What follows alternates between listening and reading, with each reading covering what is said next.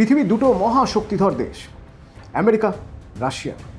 আচ্ছা, আমরা সেই সোভিয়েত রাশিয়া যখন ছিল তখন ঠান্ডা যুদ্ধর কথা বলতাম, ঠান্ডা লড়াই, এবং সেই ঠান্ডা যুদ্ধে প্রতিপক্ষ বেছে নিতে হতো। দুই পক্ষে যে কোনো একটা পক্ষে যে কোনো দেশকে চলে যেতে হতো, হয় রাশিয়ার পক্ষে না হলে আমেরিকার পক্ষে। সোভিয়েত ভেঙে গিয়েছে, কিন্তু রাশিয়া রয়ে গেছে, এবং রাশিয়া এখনও পর্যন্ত সেই অদম্য জেদ নিয়েই রয়ে গেছে যে দেশ সরাসরি টক্কর দিতে চায় আমেরিকার সঙ্গে। এইরকম একটা পরিস্থিতিতে রাশিয়া যখন ইউক্রেনের সঙ্গে যুদ্ধ করছে, আমেরিকা অনেক রকমভাবে চেষ্টা করেও রাশিয়াকে টলাতে পারেনি। রাশিয়া যুদ্ধ চালিয়েই যাচ্ছে, অর্থাৎ রাশিয়া এখনো পর্যন্ত আমেরিকার সঙ্গে শিয়ানে টক্কর দিতে পারে, সেটা আমেরিকাও বোঝে, সারা বিশ্ব বোঝে। দুই মহাশক্তিধর দেশ, একদিকে আমেরিকা আর একদিকে রাশিয়া। আচ্ছা, এরা কি কখনো হাত মেলাতে পারে না? স্বপ্নে অনেকে এরকম কথা ভেবেছেন ঠিকই, কিন্তু সত্যি যে পারেন না তা কূটনীতিবিদরা ভালো করেই জানেন।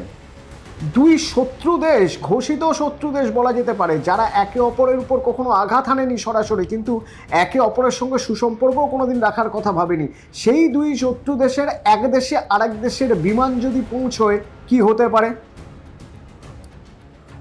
মস্কোয়, এই তো মস্কোর একটি বিমানবন্দর রাশিয়ার, ভনুকোভা।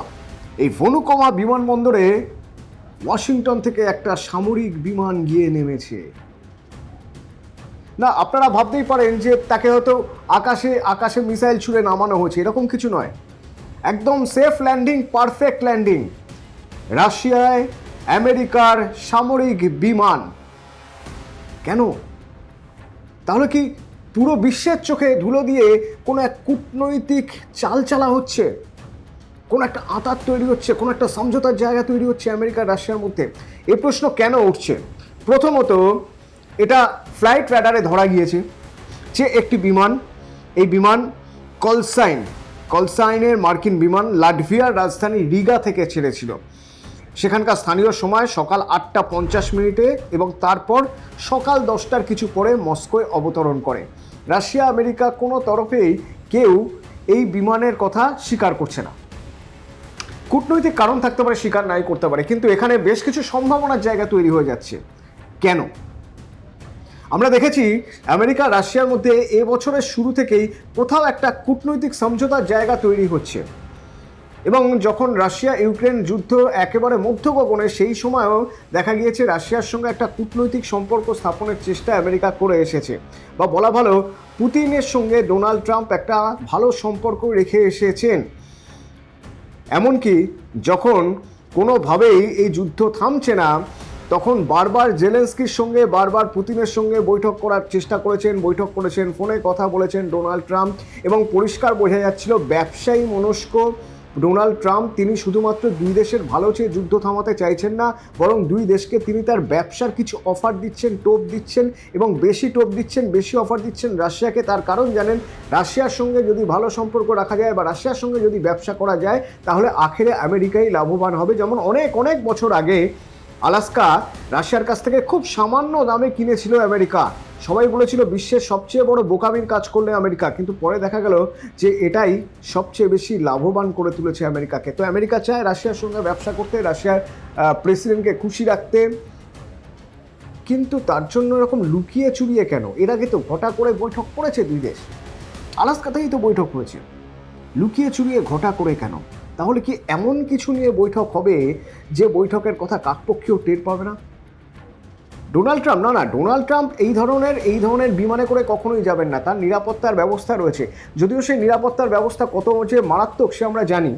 যে এয়ারফোর্স ওয়ান ছেড়ে তাকে একটা সামান্য ছোট প্লেনে করে টার্কি থেকে চলে যেতে হয়েছিল, যখন ইরান মিসাইল ছুড়বে এরকম একটা ভয়ে তাদের মধ্যে কাজ করছিল, সিআইএর মধ্যে বা গোয়েন্দা দপ্তরের মধ্যে কাজ করছিল। কিন্তু তাও সত্যি, আমেরিকার প্রেসিডেন্ট যদি যান দেখা করতে, তাহলেও তো তিনি ঘটা করে যাবেন। তাহলে কারা গিয়েছেন? এই বিমানটি রিগে যাওয়ার আগে, লাটভিয়ার রিগায় পৌঁছানোর আগে কোথা থেকে ছেড়েছিল? এই বিমানটি বলছে, ফ্লাইট ট্র্যাকিং ওয়েবসাইট বলছে যে এটি সম্ভবত বোয়িং C-17 গ্লোবমাস্টার 3। মনে রাখবেন, এই ধরনের বিমান সাধারণত উচ্চপদস্থ কর্তা, যারা সামরিক কর্তা বা যারা গোয়েন্দা বাহিনীর প্রধান বা যারা খুব বেশি ক্ষমতা সম্পন্ন বা মারাত্মক ক্ষমতা সম্পন্ন কোনো কূটনীতিক, তাঁরা ব্যবহার করেন এই ধরনের বিমান, এই গ্লোবমাস্টার 3 বোয়িং C-17। তো এই বোয়িং C-17-এ তার মানে নিঃসন্দেহে কোনো কূটনীতিবিদ ছিলেন বা গুপ্তচর সংস্থার কোনো মাথা কেউ ছিলেন। এটা আরও বেশি প্রমাণ হচ্ছে কিভাবে না, এই বিমানটি উড়েছে কোথা থেকে। এই বিমানটি ওরা শুরু করেছিল 23শে অগস্টে যখন রিগায় পৌঁছয়। তার আগে এই বিমানটি শুরু করেছিল ওরা অ্যান্ড্রুজ এয়ারফোর্স বেস থেকে।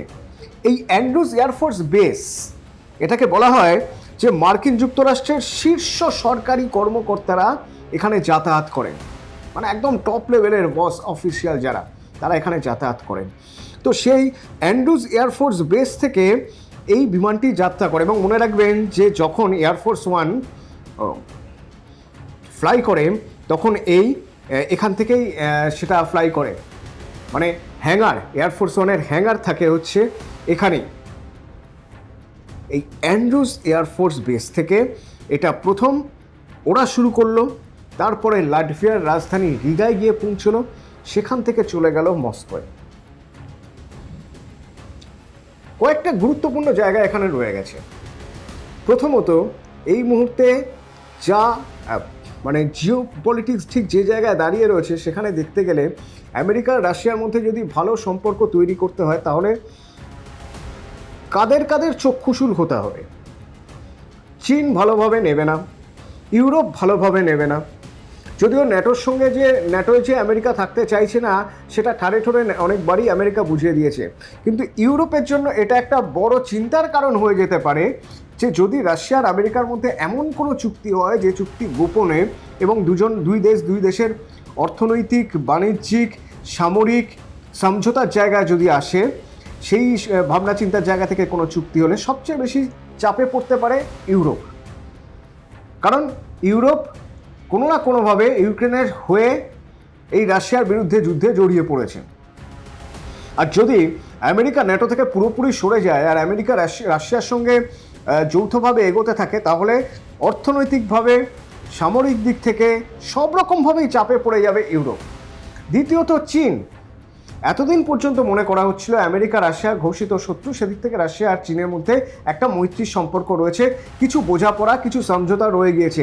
কিন্তু যদি রাশিয়া আর আমেরিকা হাত মেলায়, তাহলে চীনের ক্ষেত্রে তার বিরাট বড় অস্বস্তির জায়গা। চীন সেক্ষেত্রে একদম একা হয়ে পড়বে।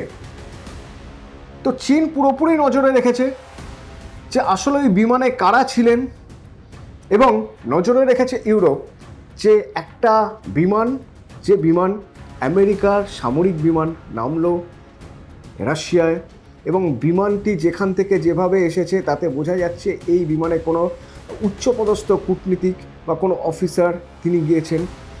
মনে করা হচ্ছে দুজনের নাম এর মধ্যে রয়ে গেছে। এই দুজন কারা?